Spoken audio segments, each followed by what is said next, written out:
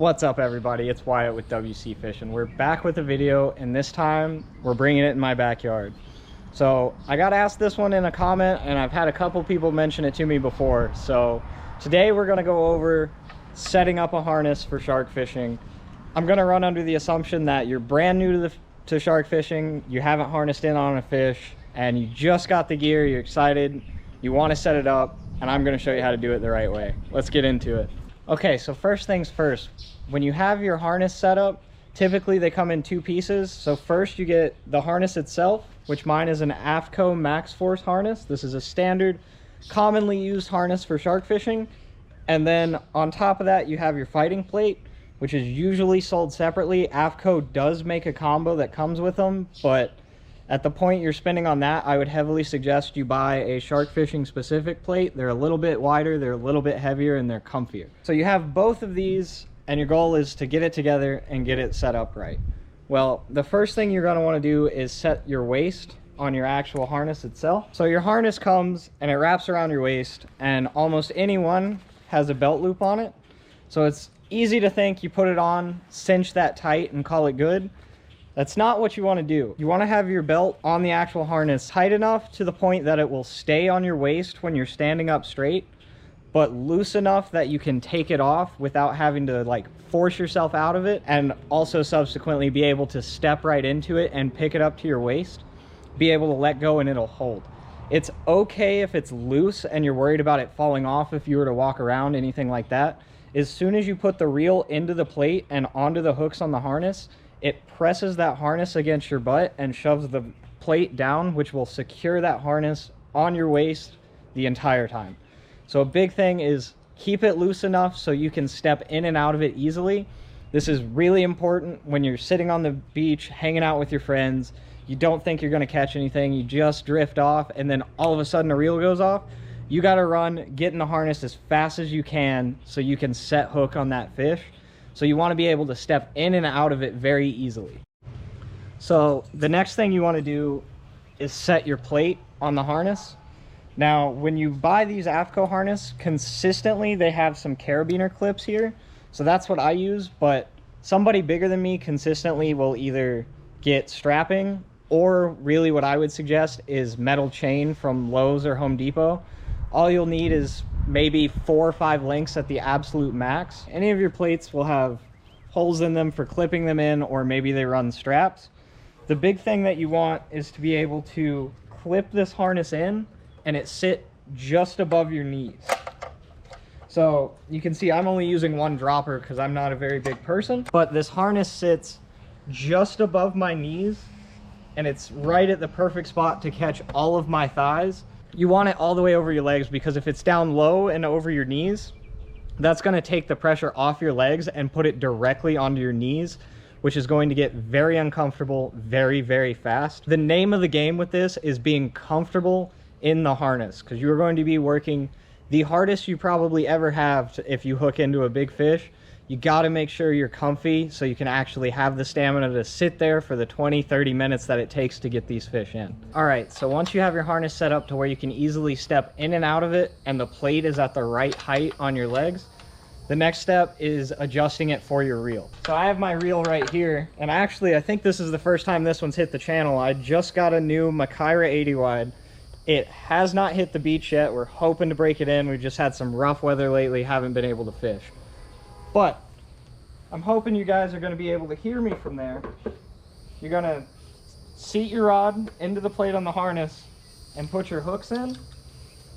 And I intentionally loosen these up so it'd be too low. So if you can see, I'm standing up straight and that rod is pointed straight out. That's not what I want, and it's not what I would suggest.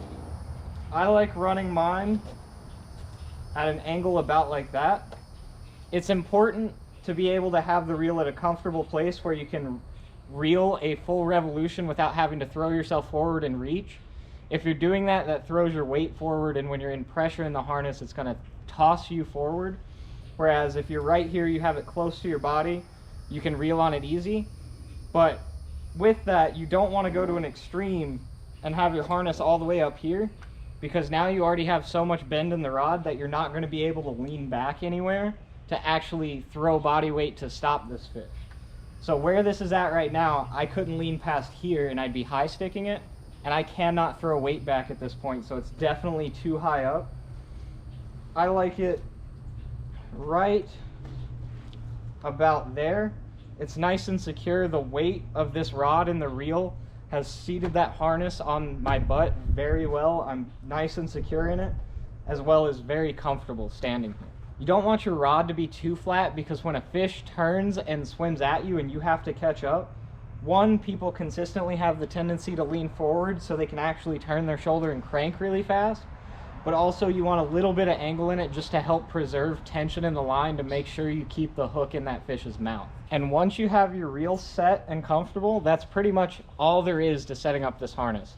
The big one's just making sure your waist is loose enough so you can step in and out of the harness with ease. If you can see, I have my lap belt here that goes around my waist. I can get a full palm width inside of it right now, but this is more than secure on me because of the weight of this rod, and it's holding it. Makes it very easy to step in and out very quickly. And then of course I have my harness set at an appropriate height so it's not on my knees, which would build too much pressure and wind up potentially hurting my knees later. And it's all the way on my legs, helping distribute that weight load once you lay back into the harness on a fish. And then lastly, one of the most important is setting your reel angle with your straps that actually hook to it. You don't want it too flat and you don't want it too high. So finding that happy medium where you can reach a full revolution without having to reach for it, as well as keeping a little bit of angle in it so you can keep tension on the rod, is all very critical things and very important to have set up before you get on the beach and before you're hooked into a fish. Trust me, you don't want to be doing all of this quickly as you can while trying to set hook, and maybe the fish drops the bait, doesn't come back around for it, or you're ill-equipped and not set up and not comfortable, and it's going to make that fight very miserable. All right, so the next step after getting the rod and reel comfortable in the harness is going to be tying it up, putting up a little bit of drag, and laying back in the harness. This is great practice, especially if you've never been on a big fish, you've never been shark fishing before. It gives you a good insight into what it's like to actually lay back in the harness. It helps you see how you can use your body weight to support yourself, as well as apply a lot of pressure on the fish. And just all in all, make sure you're comfortable on the fish like you need to be, because you're going to be sitting there for a while. You got to make sure you're confident, you're stable, and you're comfortable. So let's get into it. I have my harness already on, and I have my reel tied to a fence post out of screen, but I can clip in. We're going to bring this reel a little bit below strike because I scaled it at 63 pounds at strike, and I won't even be able to lean back and pull that out. But you can lay back in the harness, and yeah, right now I have just a little bit of drag, so I'm able to rock further back because there's line coming out of the reel, just like that. But this is really good practice because you feel all the pressure that you'd feel on a fish at this drag setting going through your legs, how much you have to throw yourself backwards to hold that at a consistent point, and you get very comfortable very fast. So you make sure you have your legs spread out, your shoulders back. It'll help hold you in the harness, it throws that weight back, and it gives you a very good advantage over this fish. I have to do absolutely everything I can to keep my body weight backwards because there's not a lot of it. So I have to use my whole body. I have to be very confident where I'm sitting in the harness, be confident throwing my weight all the way back and everything else, and just confidence in my gear is the #1 thing I have because I have to test it to the absolute limit. Throwing myself backwards, giving these fish a lot of drag. And of course I won't do this even still without a spotter. As much as I can sit here like this all day, if that fish made a head shake and thumped forward, there's not much I'm going to be able to do. It will pull me forward if I don't have somebody holding me back. So I was just laying all the way back like this to get a cool thumbnail, and it reminded me one of the biggest things to do in shark fishing when you're throwing yourself back in the harness like this, it's very tempting to let your hands go and throw them back to shift more weight. The biggest thing is always keep at least one hand on this reel, because if that line breaks, not only am I falling to the ground, which it's only a foot up and not going to hurt that bad, all the energy stored in the rod from the tension from this line will slingshot this reel directly at you. I have had a line break in about this position with both arms backwards. The reel hit me in the face before I hit the ground, and before I knew it, I had a bloody nose and my night was ruined and over, and I was not a happy camper for the remainder of that day and probably the next two. But some bad things can happen if that line breaks, so again, trust in your gear is key, but just always keep a hand on it, because at least if you fall backwards, you can try to stiffen up and just stop it from hitting you in the face, or at least slow it down. It'd be better than that thing coming at you at Mach 5. And that does it for this week's video. I hope you guys found this useful. I hope you got something out of it. There's a lot that goes into shark fishing. There's a whole lot of different things and just little tidbits of information that help so much. So I hope you guys got something out of it. The biggest thing is just have enough trust in your gear, have it set up right before you go out and fish, so you are ready the minute that clicker goes off and you can get on that big fish. I hope you guys enjoyed it. If you did, please like, comment, most importantly, subscribe. Keep fishing. Enjoy it.